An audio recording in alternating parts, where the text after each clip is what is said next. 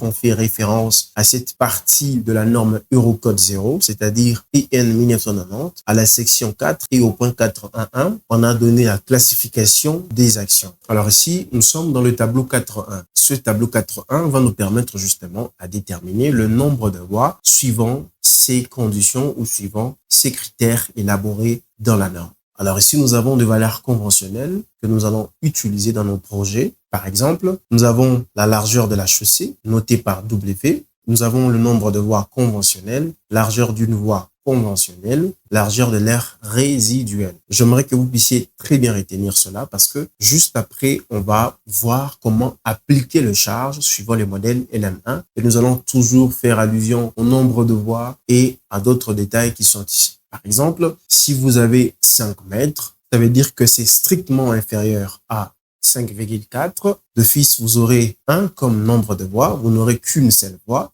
La largeur de cette voie-là sera égale à 3 mètres. Et la largeur de l'aire résiduelle, c'est-à-dire sera égale à la largeur de la chaussée moins 3 mètres, qui est la largeur de votre voie. Donc, vous aurez 2 mètres de largeur de l'aire résiduelle. J'aimerais avancer. Alors, ici, nous avons la présentation de modèles de charge. Nous allons juste nous concentrer sur le modèle LM1. Alors, modèle LM1, on dit charge concentrée et charge uniformément répartie, couvrant la plupart des effets du trafic des camions et des voitures. Il convient d'utiliser ces modèles pour les vérifications générales et les vérifications locales. La première des choses qu'on doit retenir ici, c'est que nous avons 2 systèmes. Nous avons un système TS et un système UDN. Un système TS, c'est-à-dire tandem. Souvenez-vous au début, nous avons parlé de tandem, ensemble de des essieux. Pour cela, nous allons appliquer de charges concentrées, suivant une certaine manière. Et en parallèle,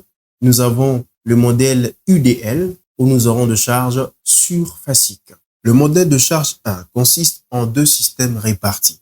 A, des charges concentrées à double essieu, c'est-à-dire le tandem, TS, chaque essieu ayant pour poids A indice qui multiplié par K. Alors on dit et A qui sont des coefficients d'ajustement. Il convient de considérer au plus un tandem par voie conventionnelle. On dit au plus, on n'a pas dit au moins, c'est-à-dire la valeur maximale à considérer est de 1. Donc on ne peut pas considérer 2 tandems dans une voie conventionnelle. Ensuite, il convient de ne considérer que des tandems complets. 4e tiré, il convient de considérer chaque essieu du tandem comme possédant 2 roues identiques. La charge par roue est par conséquent égale à 0,5. Cette expression, A qui multiplié par K. Enfin, il convient d'adopter comme